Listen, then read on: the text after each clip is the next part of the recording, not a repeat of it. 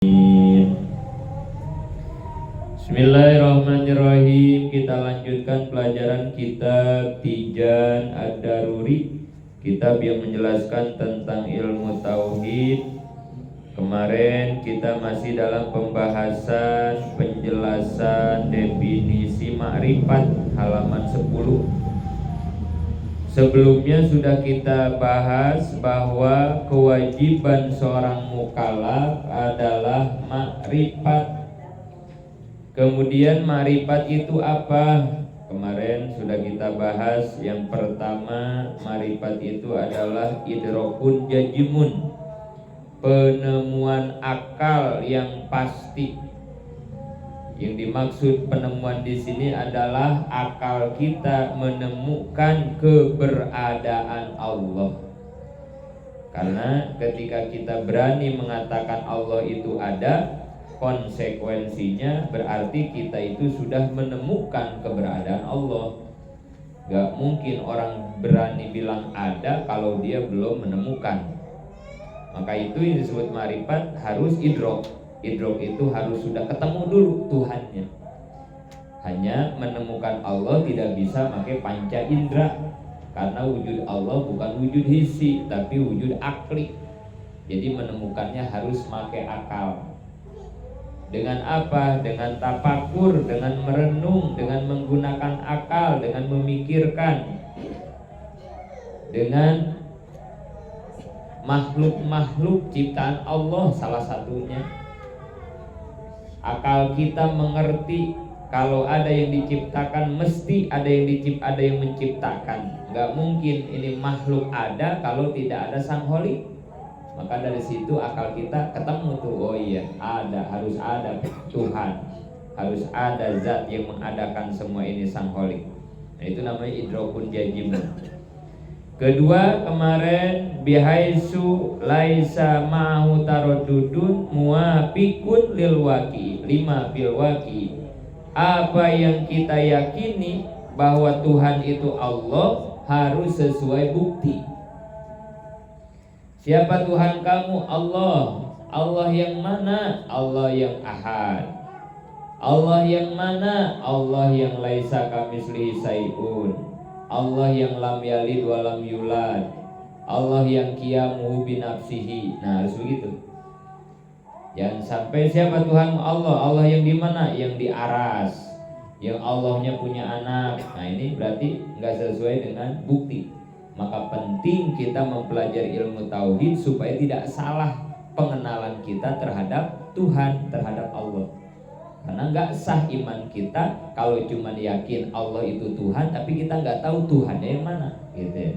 Maka harus muwafiqun lima bil waqi.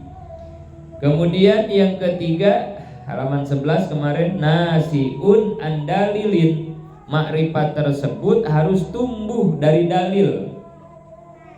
Apa yang kita yakini bahwa Tuhan itu Allah harus punya dalilnya, alasannya. Tuhan kamu berapa? Satu. Mana dalilnya satu? Nah kan gitu. Mana buktinya Tuhan itu satu? Kalau secara Quran mah gampang. Qul huwallahu ahad. Katakan Tuhan itu ahad, kan gitu ya. Tapi kan kita nggak bisa langsung ngomong Quran. Apalagi kalau kita bicaranya sama orang non muslim. Harus pakai logika dulu, pakai akal dulu. Berapa Tuhan kamu? Satu. Tuhan mah satu. Tuhan saya makan 3, terserah. Apalagi orang Buddha mah banyak banget dewanya, terserah. Tapi kalau kami Islam satu. Kenapa harus satu? Karena kalau Tuhan lebih dari satu, kalau misalnya Tuhan itu 2, maka kemungkinannya ada 2 hal. Satu, kedua-duanya sepakat. Kedua, kedua-duanya bertikai. Ini pasti ini mah ya. Secara logika pasti begitu. Kalau ada 2 kepala, pasti gak lepas dari 2 kemungkinan. Kalau nggak akur dua-duanya, kalau nggak beda pendapat. Bayangkan kalau Tuhan beda pendapat, Tuhan A pengen hujan, Tuhan B pengennya panas, repot. Makanya kata Quran, laukana alihatani lafasadata. Kalau ada 2 Tuhan maka alam akan rusak. Gak bisa. Secara akal gak bisa katanya. Mau kapan ngurusin kita, Tuhannya aja debat kagak beres-beres, misalnya begitu ya. Nggak bisa, logika kita nggak masuk. Atau yang kedua, kemungkinannya Tuhannya akur. Yang satu pengen hujan, yang satu juga pengen hujan.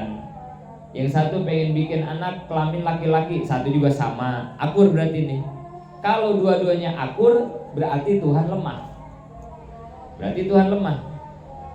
Secara akal, satu karya diciptakan oleh satu orang dengan satu karya diciptakan bareng-bareng, hebatan mana? Kan gitu ya.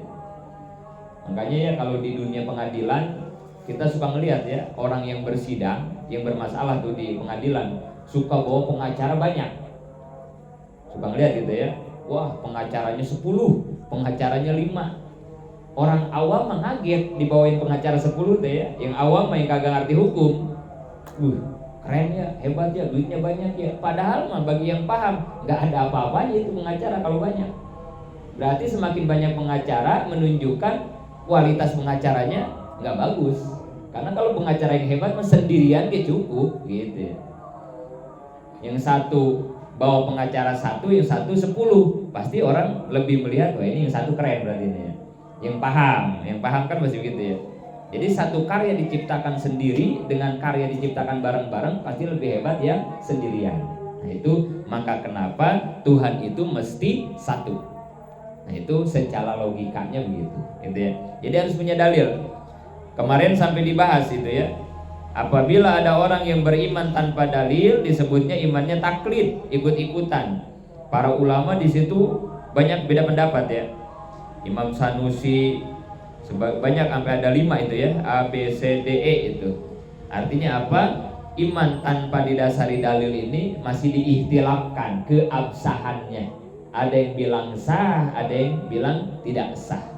Maka itu penting kita mengkaji ilmu tauhid untuk supaya memahami tentang dalil-dalil ketuhanan. Makanya ngaji tauhid itu hukumnya fardu ain karena menjadi bahan penunjang untuk keabsahan iman kita. Gitu. Fardu ain dia namanya. Tauhid, fikih dan tasawuf fardu ain. Itu yang kemarin ya, sampai di situ kita lanjutkan yang di bawah. Ma yajibu bihaqihi ta'ala. Jadi beres nih pembahasan tentang marifat ya. Jadi marifat itu 3 poin. 1, marifat itu adalah penemuan akal yang pasti, gak ragu lagi. 2, apa yang diyakini sesuai dengan bukti. 3, keyakinannya bersumber dari dalil. Itulah disebut marifat. Lalu pertanyaannya, yang harus dimarifatkan apa? Gitu ya. Ma yajibu bihaqihi ta'ala. Pertama, yang wajib dimarifatkan adalah perkara yang wajib adanya di Allah. Itu yang pertama ya. Jadi yang harus kita marifatkan yang pertama adalah semua perkara yang wajib adanya di Allah. Halaman 12. Penjelasannya. 1. Perkara yang wajib hak di Allah adalah semua sifat Allah yang 20. Nah itu, bayangin ya. Jadi ternyata mengetahui memarifatkan sifat 20 itu wajib ya. Bapaknya kudu tahu, emaknya kudu tahu, anaknya kudu tahu. Bahkan kalau kita di hadis nyuruh anak sholat umur berapa tahun perintahnya? Di hadis nyuruh anak kita sholat di usia berapa kata Nabi? 7 ya. Kalau sholat mah ibadah 7. Tapi kalau tauhid dari 5 tahun harus sudah. Tauhid mah ya. Kita ajan dulu. Kita lanjutkan. Jadi kalau masalah fikih, masalah ibadah, kewajiban orang tua ngajarin anak, nyuruh anak itu dari umur 7 tahun. Tapi kalau tauhid akidah mah dari 5 tahun. Gimana ngajarin bocah umur 5 tahun? Jangankan umur 5 tahun, orang perintah ngaji mah dari mulai lahir. Minal mahdi ilal lahdi, dari mulai lahir sampai masuk lubang lahat. Perintah ngaji mah kan ya.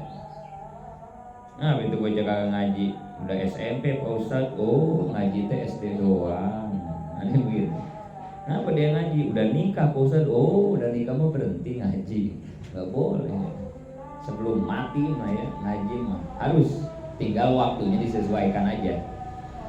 Yang mau mingguan silakan, mau bulanan gak apa-apa. Emang bisanya sebulan sekali dia mah emang repot ya gak apa-apa. Gak keburu Pak Ustadz, sebulan sekali juga triwulan, 3 bulan sekali. Ada pengajian triwulan ya.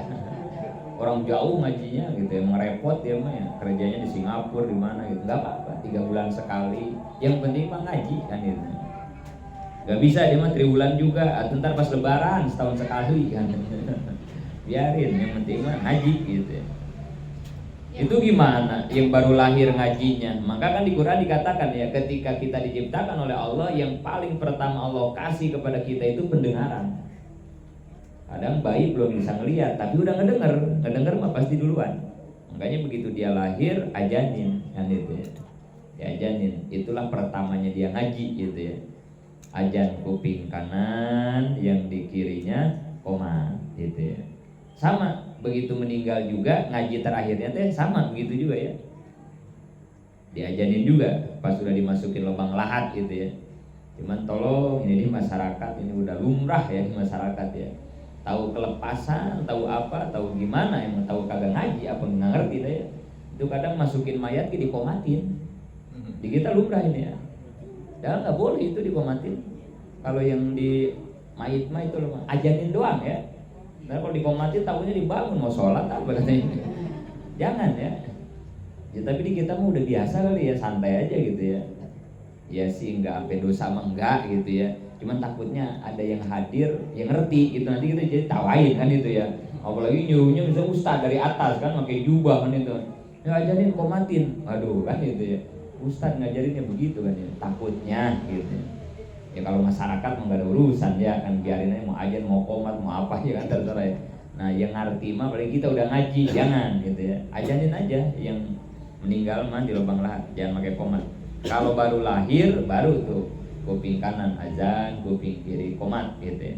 Jadi ngedenger, anak itu udah ngedenger walaupun baru lahir, walaupun belum ngelihat matanya, karena emang pendengaran itu dikasihnya pertama sama Allah. Nah termasuk kayak ngajarin ini nih tauhid umur 5 tahun, karena anak-anak mah belajarnya ngedenger, dia mah begitu ya, ngedenger. Udah kagak ada kali ya, ibu-ibu sekarang udah kagak ada kayaknya ya. Kalau dulu mah ya orang tua kita gitu ya, ingat banget ya, sambil ngayun sambil gendong ya, wujud di dambako atau apa ya, sholatullah sholamu apa aja gitu ya. Sekarang kayaknya kagak ada ya, bocah kecil bayi diayun-ayun digituin ya. Sekarang udah TikTok semua tuh ya. Padahal mah itu ya nggak kerasa itu ngajarin bocah begitu. Sambil diayun, sambil di ini, dibacain wujud, kidam bako, ngedenger doang, nempel, anak-anak menempel. Tanya dah yang suka ngajarin PAUD, TK, tanyain, emang belajarnya anak kecil gimana? Suruh ngedengerin doang, bocahnya mah lari kemana, biarin aja, biarin nggak apa-apa. Tapi bocah mah nangkep, emang otaknya lagi encer-encernya. Beda sama kita ya, udah didengerin, udah ditulis, udah perhatiin, tetap aja kan itu. Bocah mah ngedengerin doang kayak nempel, bocah mah nempel, nah gitu ya. Atau jangan-jangan emang bapak ibunya juga kagak ngapal kali sifat 20 gitu ya. Pengen Pak Ustaz ngajarin tapi emang saya kagak hafal ini ya. Wah repot juga itu ya. Repot juga. Kadang ada juga ya sekarang ya, karena udah banyak banget ini kan ya, portable digital, kalau mau tidur atau bayi itu di setelin murotal apa gitu ya. Ya itu lumayan ya. Walaupun nanti yang dapat pahala ya portablenya kali itu mah ya. Harusnya emaknya lah yang bacain Quran, bapaknya bukan nyetel MP3 ya. Tapi lumayan ya daripada TikTokan lagu dangdut dan enggak apa-apa setelin kayak begituan yang murotal gitu. Biarin deh. Jadi didengarkan ya, cara ngajarin anak-anak itu didengarkan. Sifat 20 itu mulai. Karena ingetin ya, jangan sampai lupa rukun agama 3. Tauhid, iman, Islam, ihsan. Ini rukun agama ini harus diingat-ingat sama kita ya. 3. Iman, Islam, ihsan. Orang baru disebut beragama kalau rukun yang 3-nya ada di dia dan diamalkan. Kalau nggak ada berarti dia belum disebut beragama. Apa itu iman? Iman itu urusan akidah, iman namanya ya. Ilmunya disebut tauhid. Ini nih yang kita kita pelajari. Nah, ini kita lagi ngaji tauhid, yang dibahas di sini urusan akidah. Ada berapa nanti kita belajar tauhid? Akidah 3. 1 akidah uluhiyah, kedua akidah nabawiyah, ketiga akidah sam'iyah. Nanti di tauhid ini 3 yang akan kita bahas ya. Uluhiyah, nabawiyah, sam'iyah. Itu urusan tauhid, akidah. Nanti beres yang kedua Islam. Islam tentang apa? Ibadah Islam. Urusan ibadah Islam. Ilmunya apa? Fikih. Ilmunya. Nanti kalau pengen bener ibadah berarti ngajinya fikih. Ada berapa bahasannya dalam fikih? 4 kalau fikih mah. Ubudiyah, muamalah, munakahah, jinayat. 4 doang deh mah fikih mah ya. Tauhid mah 3, kalau fikih 4. Beres fikih, terakhir ihsan. Ihsan itu apa? Tentang akhlakul karimah. Ihsan itu ilmunya disebut apa? Tasawuf. Berapa yang dibahas dalam tasawuf? 3 tasawuf mah. Takholi, tahalli, tajalli. Nah itu tuh, udah tuh selesai dah. Yang fardu ain segitu tuh. Udah semua belum bapak-bapak? Ibu-ibu udah semua belum? Tauhid, fikih, tasawuf. Tauhid 3, fikih 4, tasawuf 3. Udah semua belum itu? Jangan keburu mati itu belum beres ya. Kacau nanti kita di akhirat kan itu ya. Kasih waktu 60 tahun kata Allah, itu yang fardu ain kagak beres katanya. Waduh, minta panjang umur ke Allah biar buru-buru kita bisa ngeberesin itu ya pelajaran. Tapi kalau santri mah selesai 15 tahun pesantren insya Allah selesai. Ya bapak-bapak ini ngaji tauhid aja tahu kapan kali ini beresnya ya. Ketemunya seminggu 2 minggu sekali kan ya. Tapi ya tadi ya yang penting ngaji. Beres kagak beres urusan Allah. Yang penting mah tiap malam Sabtu hadir aja gitu ya. Gak usah mudah-mudah tamat gitu, gak usah. Yang repot mah malam Sabtu ngaji tauhid udah diadain dia kagak mau ikut. Nah itu yang repot mah. Malam Sabtu ada ngaji fikih dia gak mau hadir. Orang yang paling menyesal, orang yang paling cilaka di hari kiamat itu ya orang yang mungkin menuntut ilmu di dunia tapi dia tidak mau menuntut ilmu. Itu yang nanti di akhirat paling menyesalnya orang. Ya. Jadi 20 sifat yang wajib di Allah itu ya. Apa yang disebut wajib di sini? Ini wajibnya bukan wajib fikih ya. Bukan wajib fikih ini mah. Kalau wajib fikih mah kan dikerjakan dapat pahala, ditinggalkan dosa kan itu ya. Ma yusabu ala fa'lihi wa yu'aqabu ala tarkihi. Kalau kata fikih mah gitu ya. Dikerjain dapat pahala, ditinggalin dapat dosa. Kan gitu kalau fikih mah ya. Terus nanti di bawah wajib sunat namanya gitu ya. Kalau sunat mah dikerjakan dapat pahala, ditinggalkan rugi. Awas jangan salah ini ya. Gak apa-apa katanya gitu ya. Jangan begitu ya. Orang awalnya juga dikerjakan dapat pahala kan gitu ya. Berarti kalau ditinggalkan enggak dapat pahala. Jangan enggak apa-apa gitu ya. Tahajud kan sunat. Ya lu tahajud dapat pahala, enggak tahajud juga enggak apa-apa kan sunat gitu ya. Makanya definisinya jadi gituin sunat itu. Dikerjain mendapat pahala, ditinggalkan tidak dapat pahala gitu. Emang kagak dosa emang, tapi tidak dapat pahala. Jadi supaya ninggalin sunatnya merasa rugi. Ya memang tidak dosa, tapi kan kita jadi nggak dapat pahala tahajud, duha, qobliyah, ba'diyah, Senin Kemis kan gitu ya. Tapi kalau kayak tadi mah tinggalin nggak apa-apa sunat ini, akhirnya disepelekan. Nah udahlah kan, jangan begitu ya. Jadi wajib di sini bukan wajib kata fikih, tapi kata tauhid, wajib akli. Apa definisinya? Ma yatasawwaru fil akli wujuduhu wala yatasawwaru fil akli adamuhu. Sesuatu yang dapat tergambar adanya menurut akal dan tidak tergambar tidak adanya. Tahu gampangnya begini, akal kita ngerti kalau ada, akal kita nggak ngerti kalau itu tidak ada. Dimengerti adanya dan tidak dimengerti ketika tidak ada. Itu namanya sesuatu yang wajib di Allah gitu ya. Kayak sifat basor misalnya gitu ya. Sifat yang wajib di Allah basor. Basor itu artinya Allah maha melihat kan gitu ya. Akal kita ngerti nerima kalau Allah itu melihat. Akal kita nggak bakal ngerti kalau Allah itu buta. Nah itu ya, makanya basor wajib adanya di Allah kan itu ya. Karena akal kita, iyalah Allah pasti maha melihat, bahkan penglihatannya beda dengan penglihatan kita kan itu ya. Kita mah terbatas, Allah mah nggak terbatas, yang gede yang kecil kelihatan, terang gelap kelihatan, yang dekat yang kelihatan, yang di luar kelihatan. Basor Allah kan begitu ya. Nah, itu salah satu contoh yang wajib kayak begitu ya. 3, sifat Allah adalah hak Allah. Artinya walaupun tidak ada yang percaya bahwa Allah tidak punya sifat, Allah tetap mempunyainya. Tidak menunggu keputusan ulama atau para nabi, tidak pula menunggu adanya alam semesta atau manusia yang dapat berpikir. Walaupun Allah tidak menciptakan alam raya, Allah mah tetap memiliki sifat yang 20 yang wajib gitu. Jadi absolut maksudnya ya. Sifat Allah itu absolut, nggak kayak kita. Kita mah disebut pinter kalau gimana? Seseorang itu disebut pinter kalau gimana? Atau profesor. Dia punya gelar profesor setelah apa biasanya? Iya belajar, tapi maksudnya setelah apa itu? Baru dapat gelar profesor itu setelah apa biasanya? Ada penelitiannya ya. Nah kan gitu ya. Menemukan apa kan gitu ya. Baru dia disebut profesor. Jadi dapat titel profesor tuh ditunggukan kepada sesuatu dulu gitu ya. Nah Allah mah nggak begitu sifatnya. Mau ada ciptaannya mau kagak, Allah mah tetap sifat yang 20 pasti ada di Allah, wajib gitu ya. Nggak kayak kita gitu ya. Disebut pinter teh harus ada hasil karya kita mah ya. Disebut berkuasa teh kalau ada bukti kita mah gitu. Allah mah enggak. 4, apabila ada makhluk atau manusia yang mempunyai sifat seperti sifat Allah, itu hanya sebutan saja dan keberadaannya tidak akan sama. Seperti presiden berkuasa tapi tidak sama kekuasaannya dengan Allah. Jadi kalaupun ada di kita omongannya sama, namanya sama, tapi sebutan doang kan gitu ya.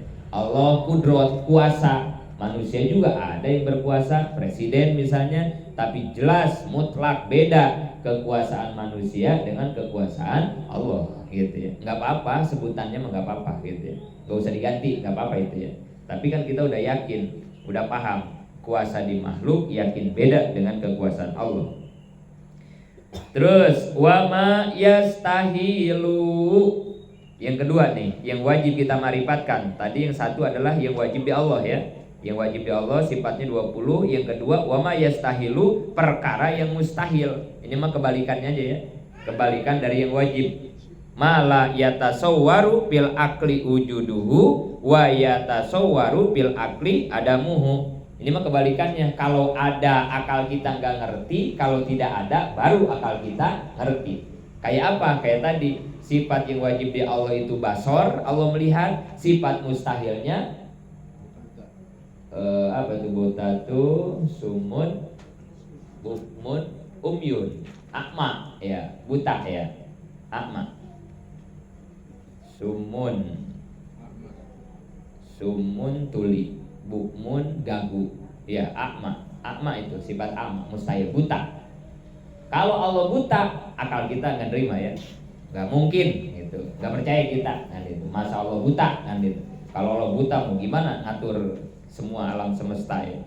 Yakin Allah mah basor gitu. Itu ya sifat yang mustahil. Isinya sama 20. Sifat yang wajib 20, mustahil juga 20. Halaman 13, wama yajuju. Yang ketiga yang wajib kita ma'rifatkan adalah perkara yang boleh. Boleh. Apa itu yang boleh? Ma yatasawwaru fil akli wujuduhu wa adamuhu. Sesuatu yang dimengerti akal adanya dan tidak adanya. Jadi Allah teh punya sifat jaib.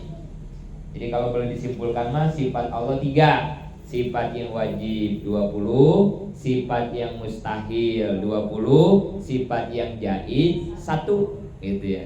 Jadi 41 ya. Akidah uluhiyah itu ya. Akidah uluhiyah itu akidah yang berkaitan dengan Allah. Isinya ada 41. Yang 41 dibagi 3. Sifat yang wajib 20, yang mustahil 20, yang jaib 1. Kalau yang wajib mesti ada di Allah. Kalau yang mustahil nggak boleh ada di Allah. Nah kalau yang jaib mah mau ada boleh, nggak ada juga boleh. Nanti di depan dibahas fi'lu kulli mumkinin au tarkuhu, sifat jadi Allah teh satu itu doang, mengerjakan barang yang mungkin atau meninggalkan gitu. Yang disebut mungkin siapa? Makhluk. Mungkin teh kita nih.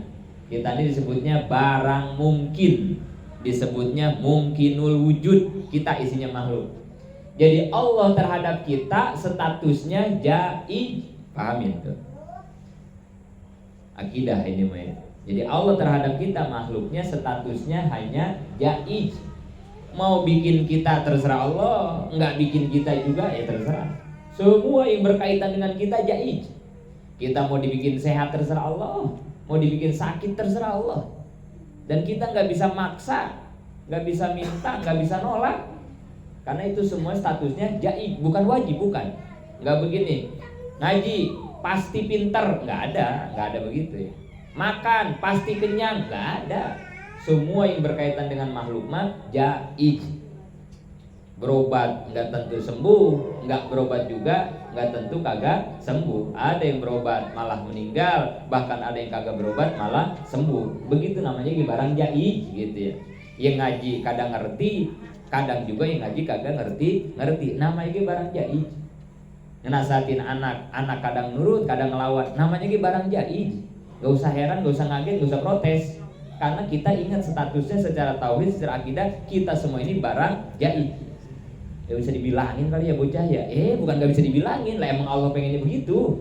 Itu mah udah keinginan Allah, karena anak kita, tetangga kita, saudara kita, ipar kita, semua sama kayak kita, barang jaiz, namanya barang mungkin. Ya terserah Allah. Ya mau-maunya Allah begitu. Kalau nggak paham ke sini repot kita ya. Jadi kesal mulu kan itu. Aduh, ini orang harus diapain lagi ya? Nggak harus diapa-apain. Lah nggak diapain ini, kalau kata Allah berubah, nggak berubah.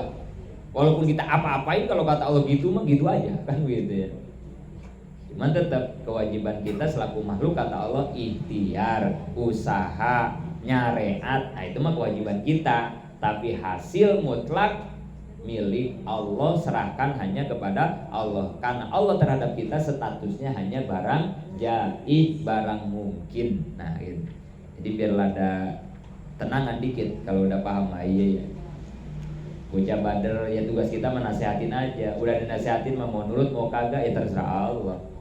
Waktunya ngaji, tetangga belum doyan ngaji, tugas kita ajakin aja. Udah diajakin mau ngikut mau kagak ya terserah Allah. Nah gitu jadinya.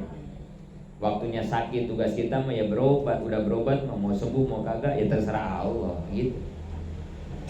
Ya. Jadi kalau udah paham penempatan-penempatannya, porsinya masing-masing, ya lebih tenang gitu ya. Maka nanti kita disebut hamba yang profesional disebutnya ya. Sudah profesional, profesionalisme menjadi hambanya berarti gitu ya. Dia sudah tahu di mana porsi dia, di mana porsi Tuhan gitu. Tugas kita yang mana, tugas Allah yang mana, mungkin gitu. Paham? Itu yang dimaksud jaiz. Selesai sampai di situ. Jadi yang wajib dimarifatkan oleh seorang mukallaf 3 sifat yang wajib di Allah, sifat yang mustahil, dan sifat yang jaiz. Insya Allah pertemuan berikutnya akan kita bahas satu persatu mana saja sifat yang wajib di Allah, yang mustahil, dan yang jaiz. Nanti diawali dari mulai sifat wujud. Mudah-mudahan manfaat. Amin ya Allah.